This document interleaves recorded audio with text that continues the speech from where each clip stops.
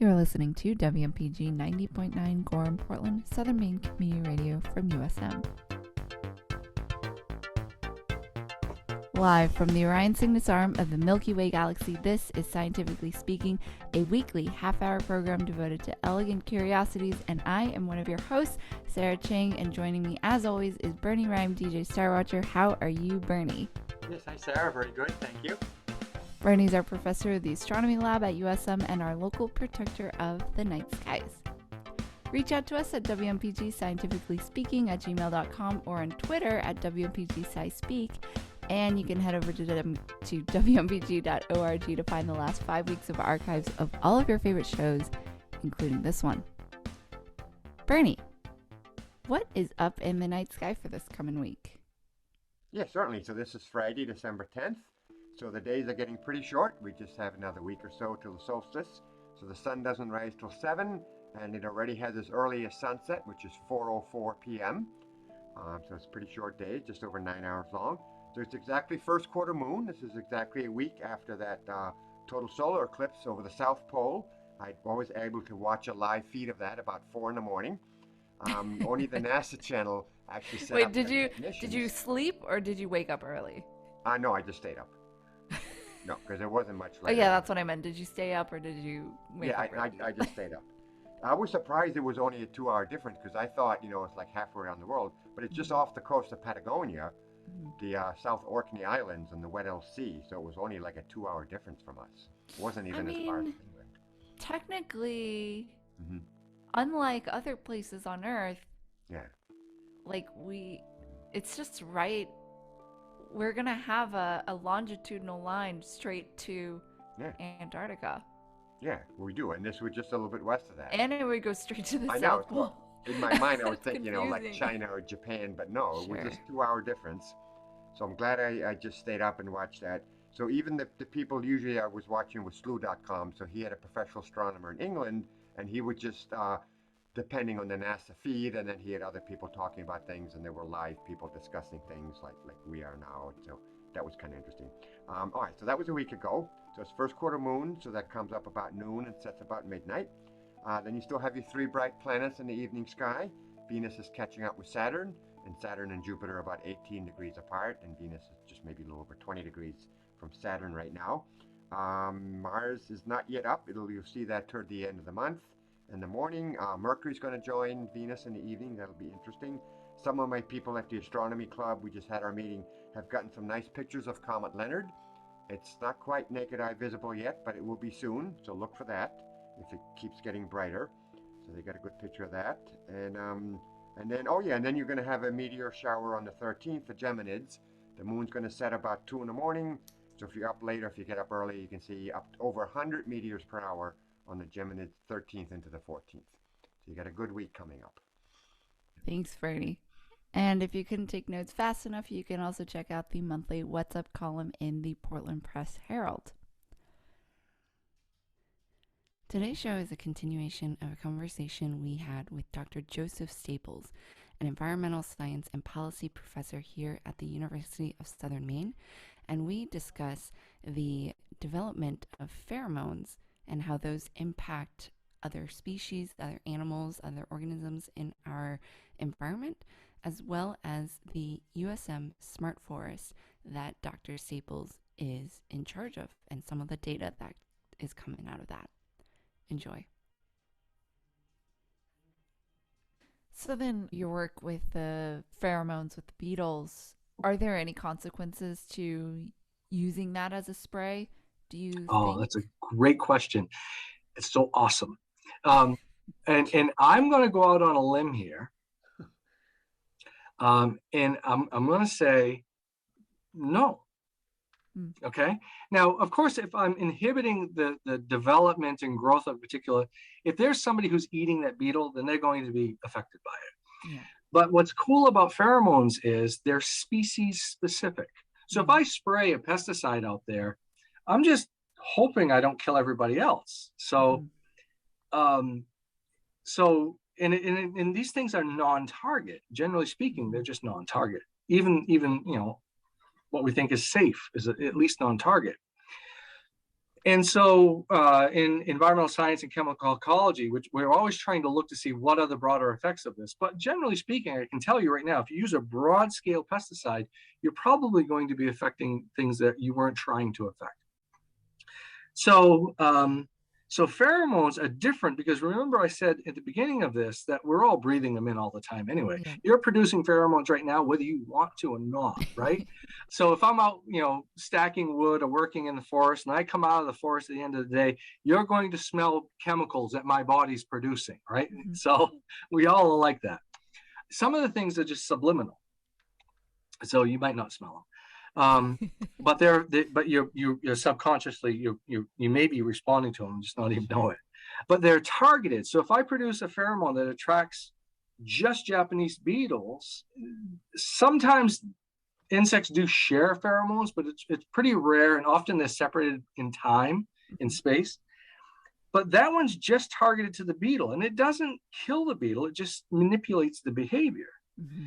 And so I don't know of a pheromone out there that's produced that is toxic to people. I'm talking a pheromone that's produced by insects.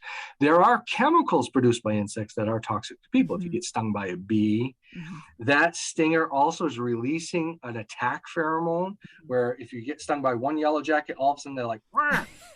Or if fire ants climb up your leg, this happened to me, and you slap one, and it releases an alarm pheromone or attack mm-hmm. pheromone, all of a sudden your leg is on fire because they all sting at once, But that, you're inhaling that pheromone. The pheromone isn't doing the stinging. It's the stingers and the venom, right? That's the part that hurts. But the chemical consequences, the physiological consequences of using, first of all, pheromones work at minute doses because insects are extraordinary in smelling at a distance. And you walk out in a summer day and there's insects in trees and all sorts of things releasing pheromones, or another thing we call allelochemicals, that are, maybe there's onions releasing or garlic releasing odor to deter things from feeding on it, So not me, I think it's very tasty. So there's a lot of this chemical ecology happening. It's been going on for millions of years, and all we're doing is tweaking it a little bit here and there to typically control non-native pests, right? Yeah. Could we produce a pheromone, or here's a hypothetical for you. Could we produce a compound, a natural compound, that would deter mosquitoes from biting us? And I would say yes. I mean, there's a few things out there that some people suggest. Some people suggest that they're attracted to different scents that you may eat as well, bananas or something like that. I don't know. So we could develop or identify compounds that may actually help us. And still, these are in cooking, we'd call them seasonings. You know what I mean? Yeah. Rosemary, for instance, or something like that. Yeah. It does, as you're talking, I'm thinking, oh, this is kind of like clothing sizes. There's like the one size fits all, mm-hmm. and then there's the custom tailoring. And that's what you're doing, right? That's a great analogy. So we're custom tailoring our response to species, in specific species, actually. Yeah. And that's the goal of chemical ecology. And it takes a lot of time. It takes years to identify a pheromone, or other allelochemical that you may use to control insects. We've done some work looking at how extracts of certain plants may inhibit the growth of mosquito larvae. I was collaborating with Allison Gardner up at UMaine Orono on a project a few years ago where we were looking at that, and I got a list of chemicals from these common plants. She's done a lot of work in that background and brought me in on it. And so there's a lot of work that we can do here using just sort of tweaking the natural in background environment. And we've been doing it for thousands of years. If you think about it, like I said, go back to ancient Greece where they're using chrysanthemum, rotating crops. Another way to do this.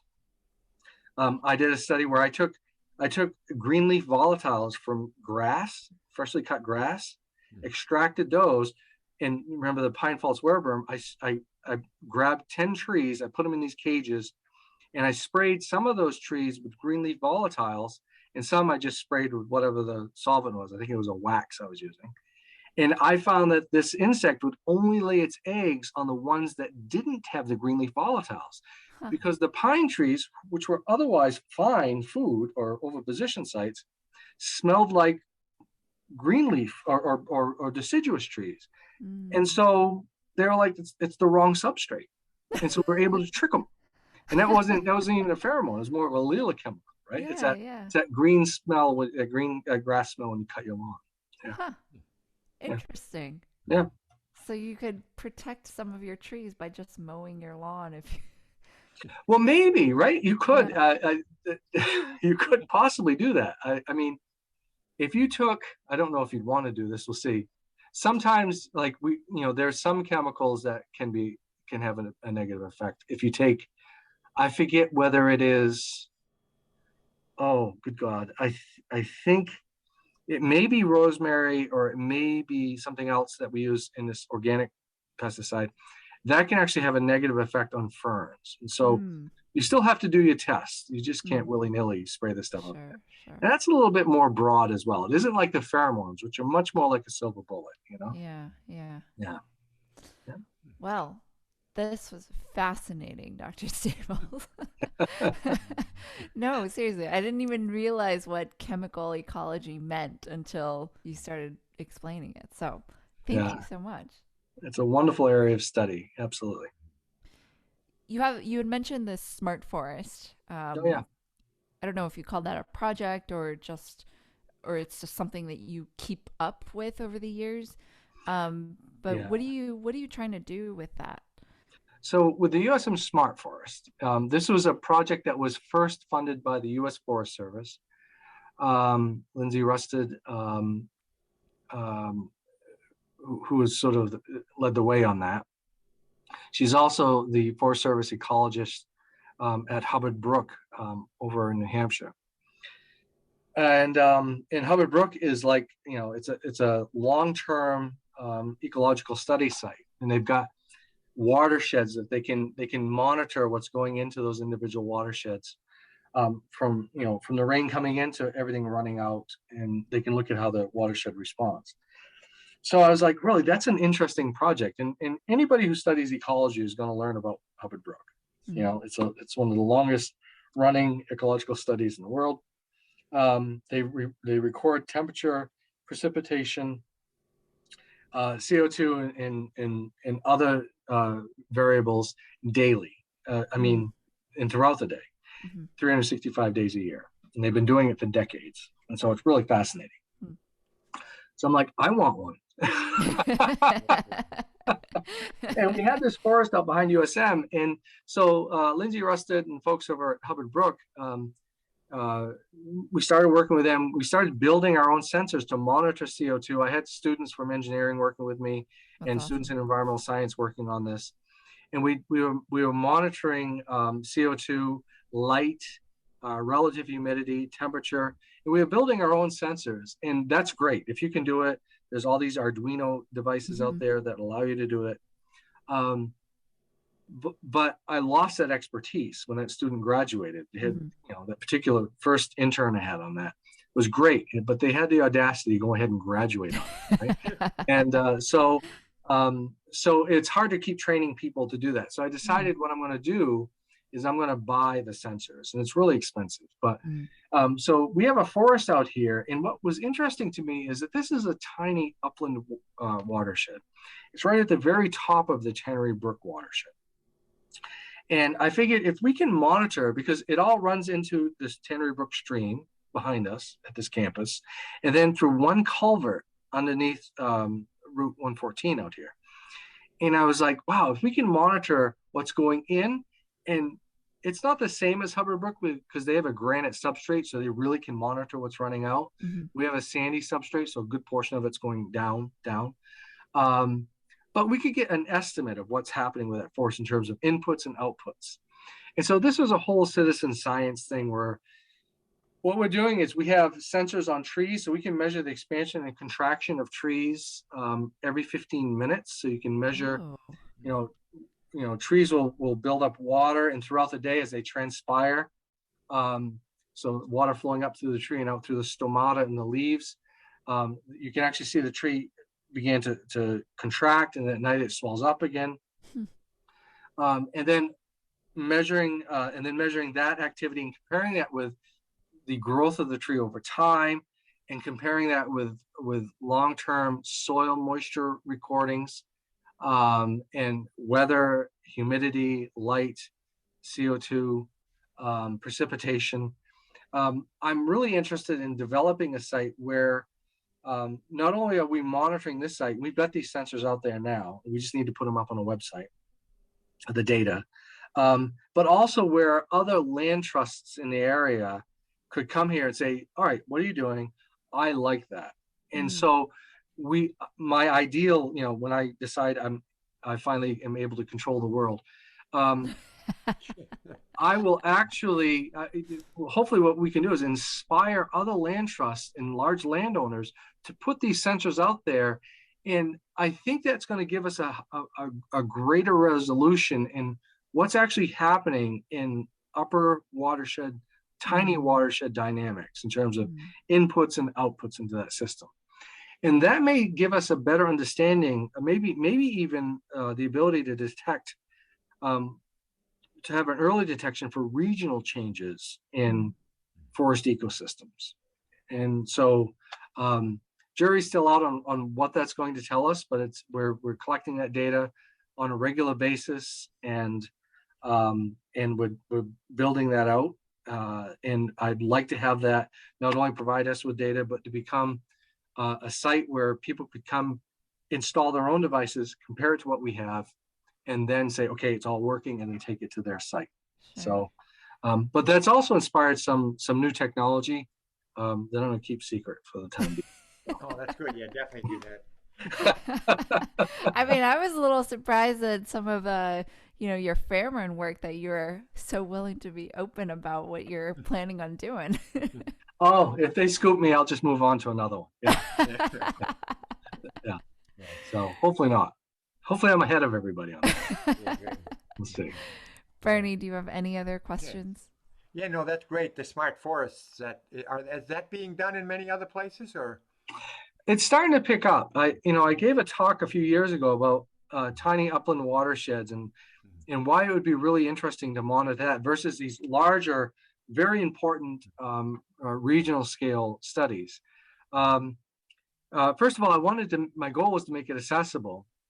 But since then, there's been, a few papers and a number of talks.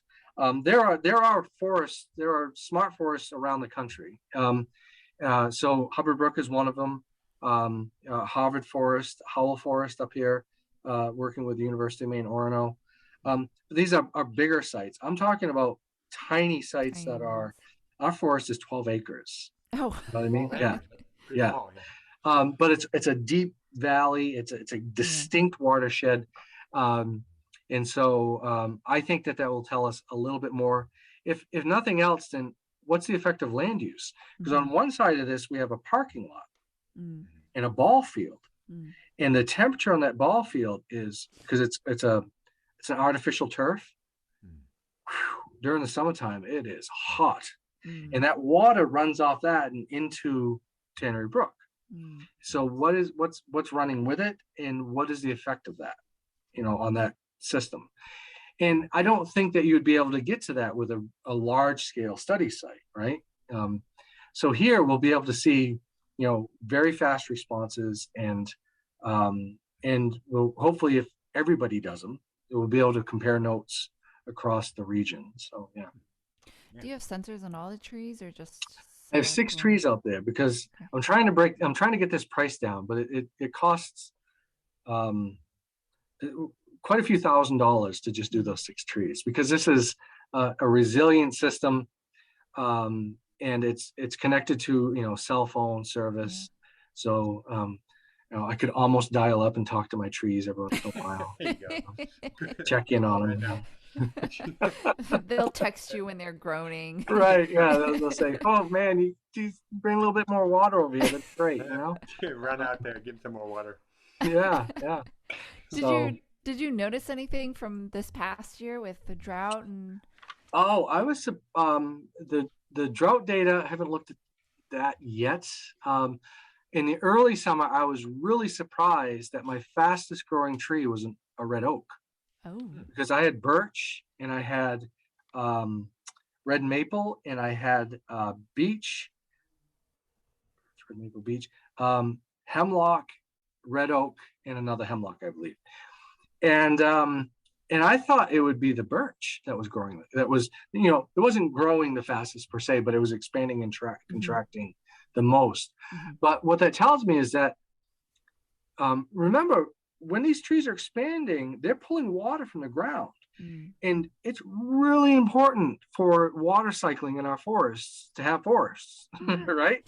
Because they act as a conduit from the ground. And you can go to a low-lying forest site, walk through there this year, say there's beautiful trees in there, and you're walking along and you're just as happy as can be. You can ride your mountain bike, whatever you want to do.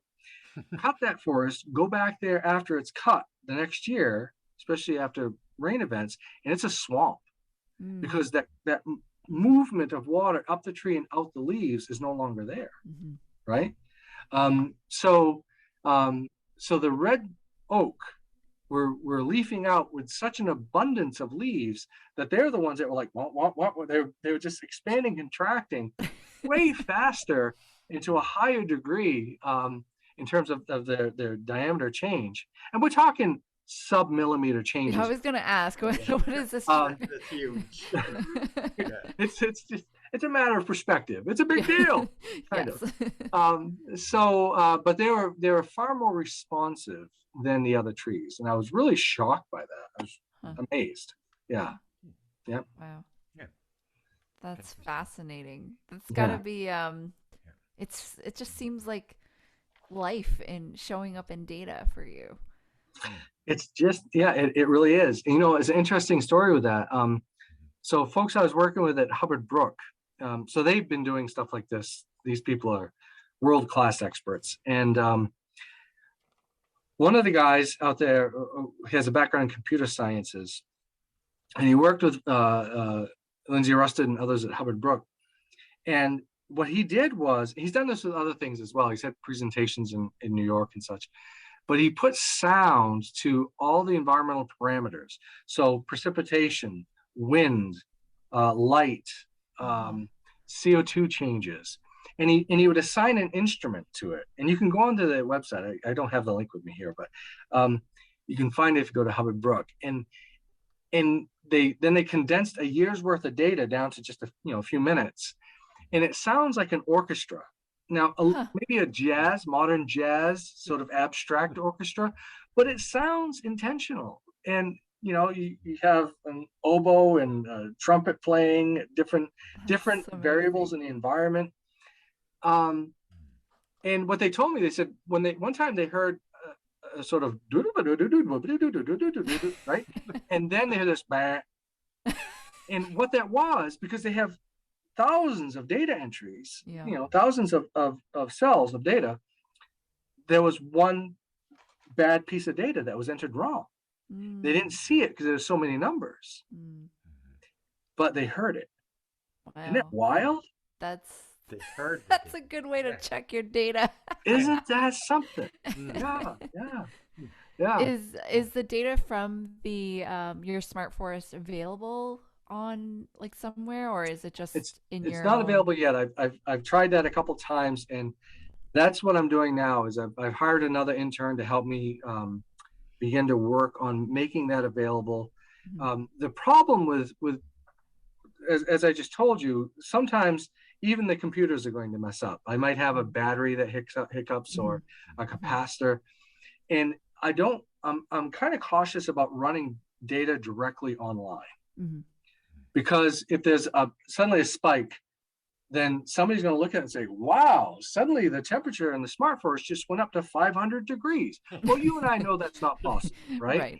But, that could get out there as being an issue, right? So So I believe that even in the days of citizen science, that you need qualified experts to vet the data. So I need to see that data, and then we need to have it go online, or I need to train somebody else to look at that data, make sure it's good data. So we're going to process it and then put it online. And then there's the whole idea of effectively communicating that data. Yeah.